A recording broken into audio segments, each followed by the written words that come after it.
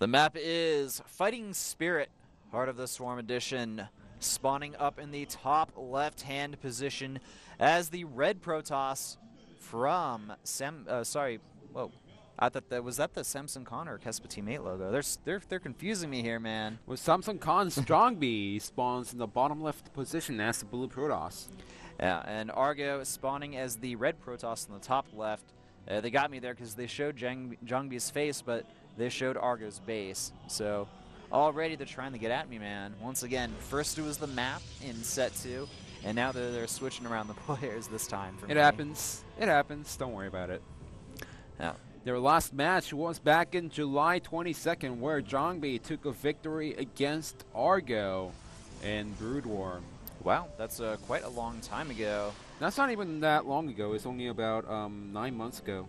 Yeah, but I mean, if you think about it, that was back in Brood War. Now they're playing Heart of the Swarm, well, not even Wings of Liberty. Remember, these players completely switched to Stracraft 2 only in November of 2012. Even back in July, that's when Jangbi was still in the TVing OSL, the last final Brood War OSL, so it was still going on, and it feels like it was a long time ago, but it's not. It's really not. It does feel that way for sure for me. I mean, I've been following Brood War and StarCraft 2 for such a long time now, and it just, I guess it hasn't quite hit me, I guess, then, how long I've been in the scene for. So out of all the players out there, Argo and Stats are sitting on 99 wins.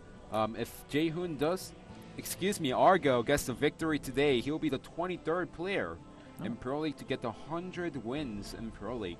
Oh, not bad at all. So I'm sure Stats is probably thinking, lose, Argo, lose. I want to get this 100 win before you. Well, whether he gets it first or not, it doesn't really matter because they're not the first player who gets it. That's true.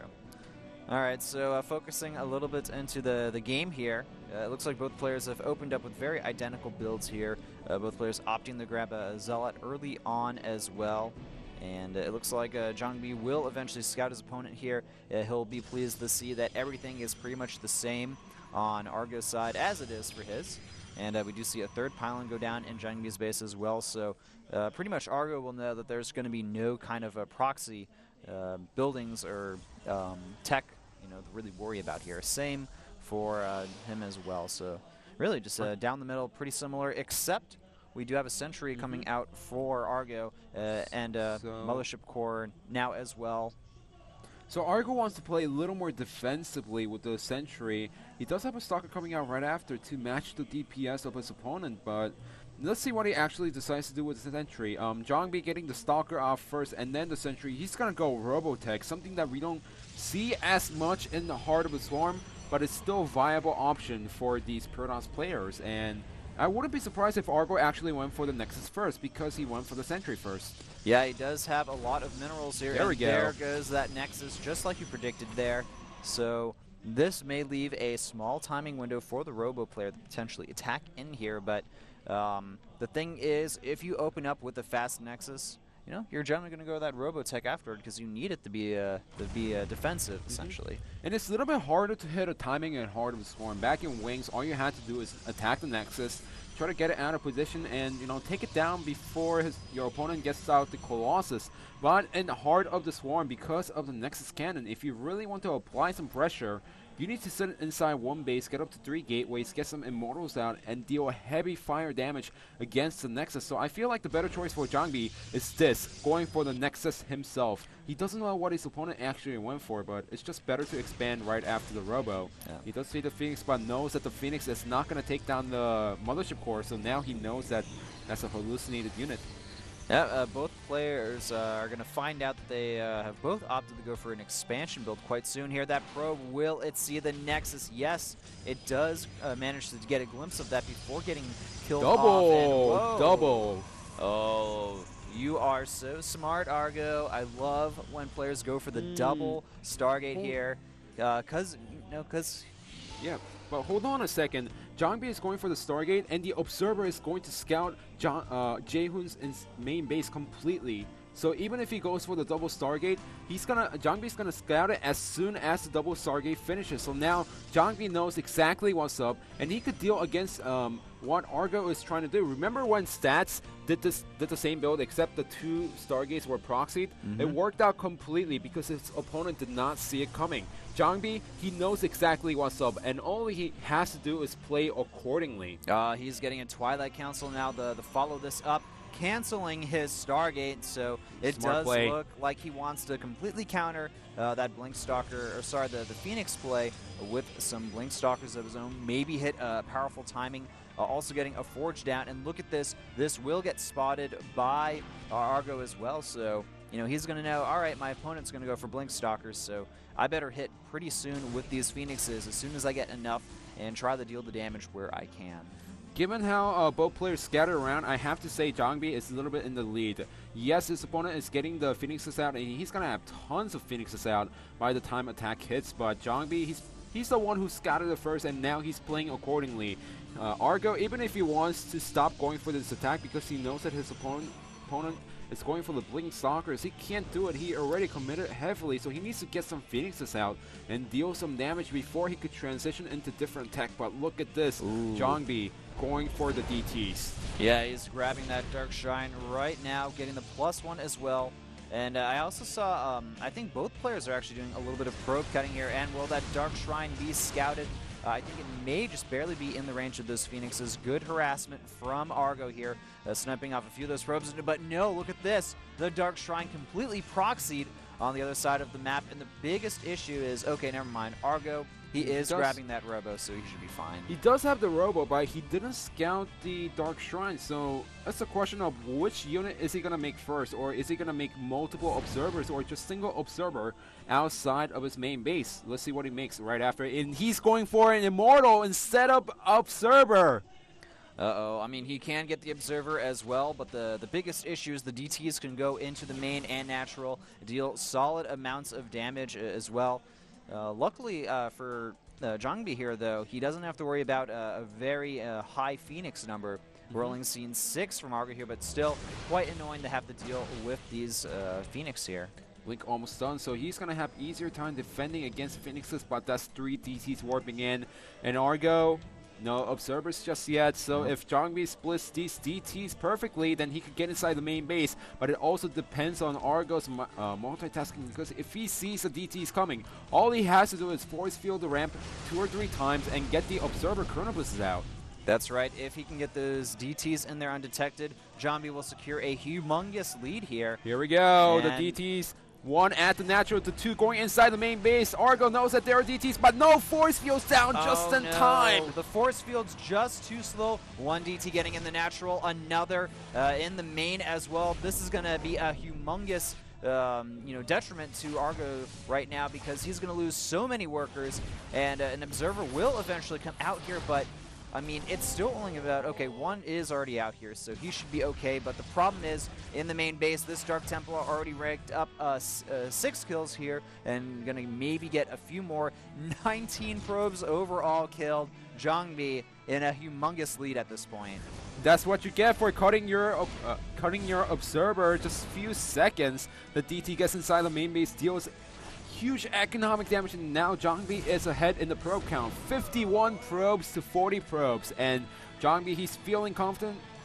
He is slowly pushing out on the map and gonna try to harass his opponent a little bit more with his own Blink Stalkers. Yeah, the Blink Stalker follow-up could be very, very hard for Argo to deal with. He does have a good amount of Mortals right now and some Sentries, but oh, look at this. Where is the main army of Argo? He's looks like he's split between the main and natural, and now those Stalkers getting a few more probe kills, but the Observer does go down for Jangbi. Still, just a nice little trade there for our Con Protoss player. Now, Jangbi still cannot let his guard down because he is slightly behind in tech from what I noticed. He does have the Immortal count matched up against his opponent, but he doesn't have the Robobait for himself. So now, if Jangbi doesn't get the Robobait out pretty soon, Argo can try to hit this little timing attack where he just pushes down with his own Colossus. Look at this, he's making 2 at the same time, and Jangbi, he's just gonna go completely air. So if Argo hits the timing before Jangbi gets the air units out, then he's gonna be in trouble.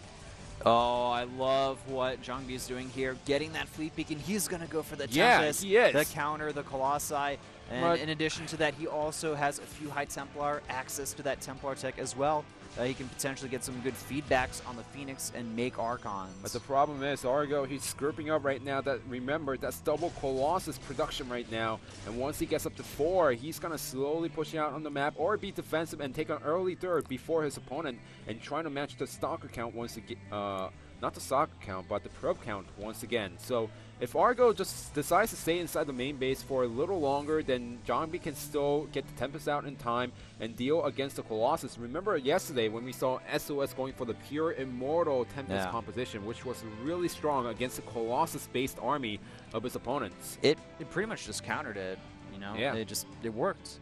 And the thing is, he's going to have access to Archons. He'll have the Immortals as well. He's going to have charge lots. And with the addition of the Tempests, which are being built right now, this army composition is going to shred through anything Colossus-based. And nice, the Dark Templar over here from Jangbi as well. He's waiting. Yeah, he's waiting until the probes get over there. Now, Argo, he's lifting up more Phoenix, deals more damage, but, you know, he's just doing a nice job. He sees the Tempest, though. He does see the Tempest, and will he continue making Colossi, though? That is the real question here.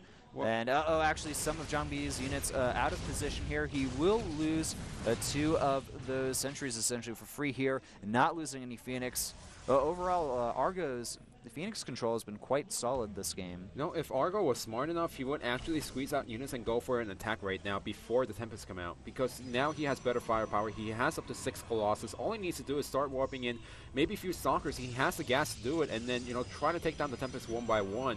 His opponent, Jangbi, is a pure Zealot slash Stalker army with few Immortals, which doesn't really match the firepower of what Argo has right now, I have to say. Yeah. Looks like that Ninja Dark Templar was spotted, got killed off before it could really do too much damage there.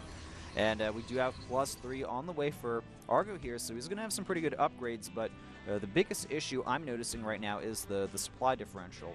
If we look at Jangbi's army, he is at 175 supply, and Argo is only at 143 here.